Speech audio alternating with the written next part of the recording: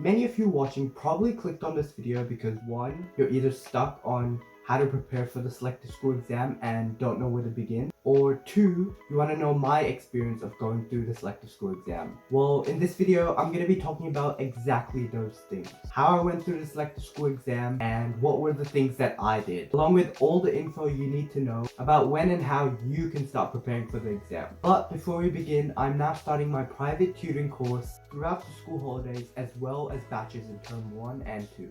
This includes an 8-week selective school exam online course that would run a weekly session on Zoom across the holidays and each term. And you would get all the revision resources you need, including tons of practice questions with writing prompts with feedback given. This year in 2023, I've already tutored over 12 students for both year 9 and 10 entry, with several of them getting an offer at a selective school, including Melbourne High School and Suzanne Corey High School. If you think you'd be interested in getting some high quality private tutoring for the selective school exam, please make sure to check out the description down below for some more details on how you can sign up to my course and how you can get a free trial class. But anyways, make sure you like and subscribe down below, and let's get back to the video. Now, first things first, let's talk about my personal experience with the selective school exam. This is just a recount of what I did, but if you want a full video or like several videos of tips and tricks with explanations about each of the topics for the exam, make sure to check out my various other videos about the selective school exam. But as for how my experience went, here it is. So back in year 7, it was the year 2020. Yes, the year of COVID, which meant there was a lockdown for about 80% of the year. However, I had not started preparing for the exam until the end of year 7. It was around October or November of that year. And at this point, all I really had done was take a look at the sample practice exams that were given on the official website. Now, do note, if you do go through those practice sample exams, don't make the mistake of using those as an official guide as to what the actual exam would be like.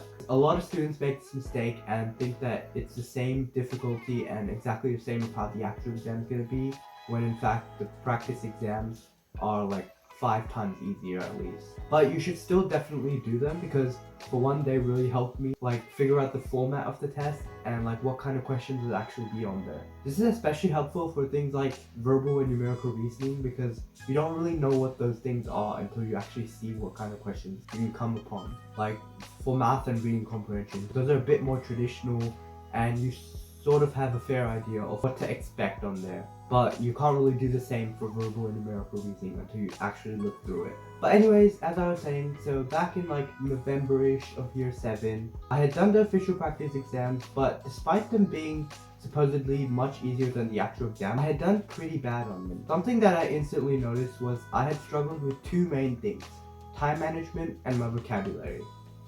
So I had never really done any sort of like timed practice exam that we have to complete in about 30 minutes. So because of this reason, I wasn't really sure how to manage my time wisely during the exam, and this really made me struggle a lot with the time management component of the doing the selective school exam. But basically, the only main solution for this was to get as much practice as I could in order for me to get familiar with like really strict time constraints that you get in this exam.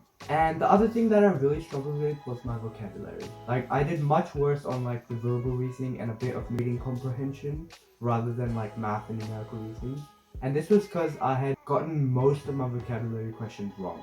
And this was quite unfortunate because almost like a third of the verbal reasoning test was actually vocabulary. And even for the other things, like for math, I had definitely struggled a bit. For example, the maths exam had some really advanced topics that I hadn't even learned about yet. So I wasn't able to answer those questions. Like I remember one of the topics was simplifying really large expressions, and there were actually quite a few of these sort of questions, so I got pretty much all of them wrong. So you could probably tell that even though this was my first time doing this sort of like practice exam, I'd done pretty bad on it. So this was where my actual preparation began. So I knew that I had to work on a few things and I needed to get some more practice for the exam. Luckily, the school holidays were coming up, so I knew I had a ton of time to study for this. The first thing that I started on was my vocabulary. So I went online and I did some research about how to improve the vocabulary. But all I really found was some general sayings of, oh, go read more books or go study using the dictionary. But I didn't really find any of these useful. But I came across this one website called vocabulary.com, And if you've seen some of my other videos, I've probably mentioned it a couple times, but I found this website really useful. It was probably the main reason why my vocabulary improved. So on the site, I was able to create a list of some random words that I found difficult and I found in my everyday life, and I could put them in a list, and the website would automatically like create quizzes and like ways for me to memorize these words.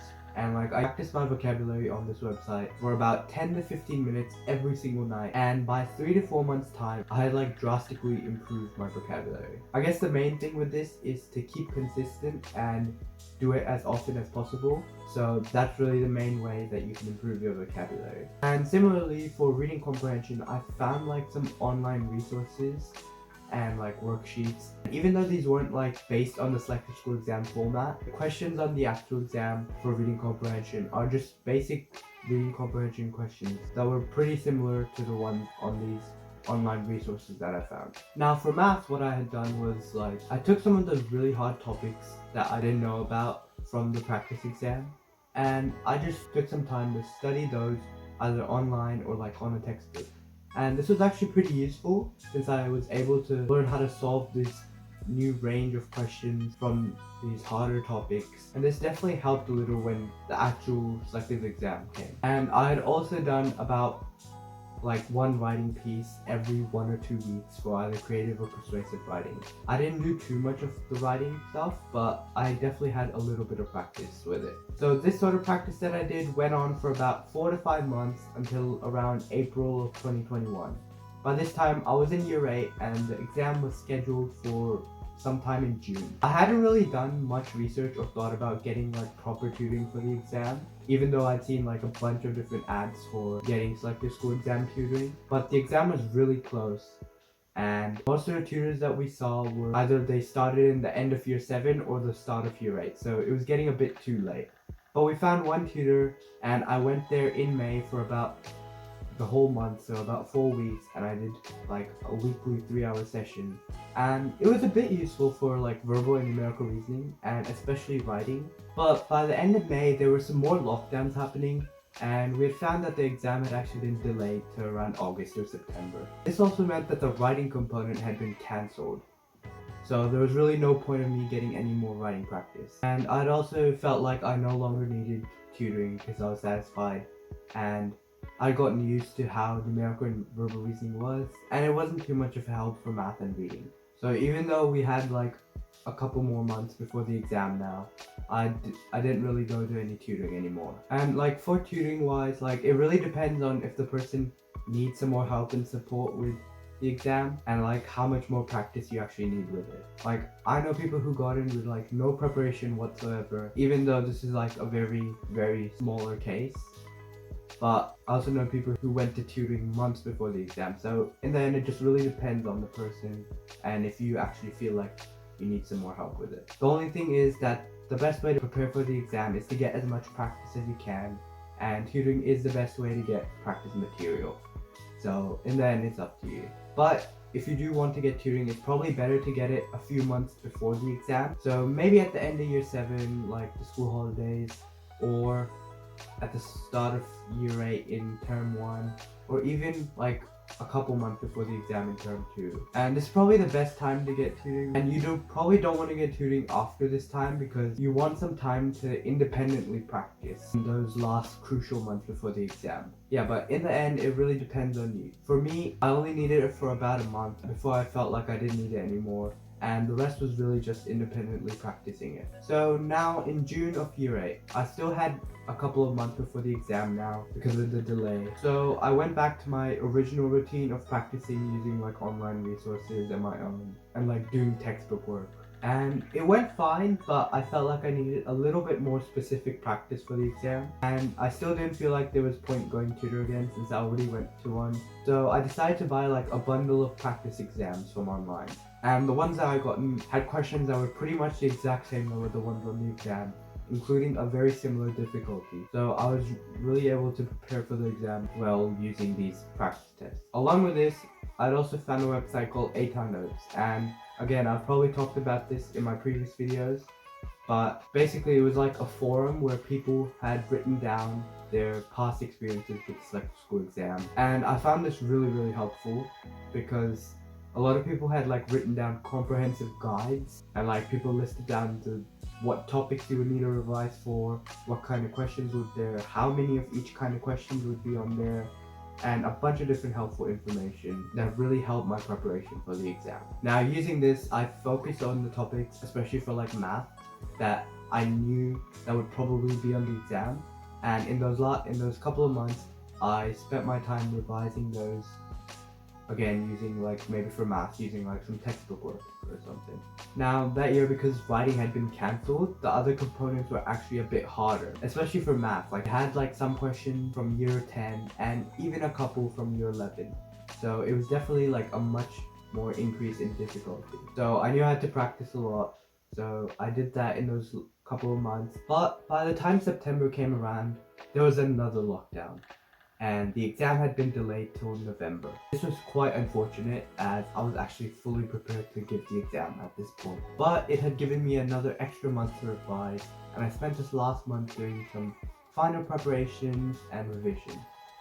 And finally, the day before the exam came, and I had spent that entire day just at home revising and preparing for the exam. Like I took the day off school and I just spent that day studying for the exam. It's probably not a good thing to do, since you don't want to grind right before because you'll feel really tired, but that's what I did. Then the day of the exam came and I went and did all 4 components of the exam pretty confidently. I was actually pretty satisfied with how I went on the exam, and I wasn't too worried because I felt like I did quite well. And I just decided to completely ignore it and forget about the results. And then about a month later, in December, I got an offer at one of the schools. I was obviously really happy, and a couple weeks later, the actual scores came and I found out that I got a superior, which is the highest score in all 4 components.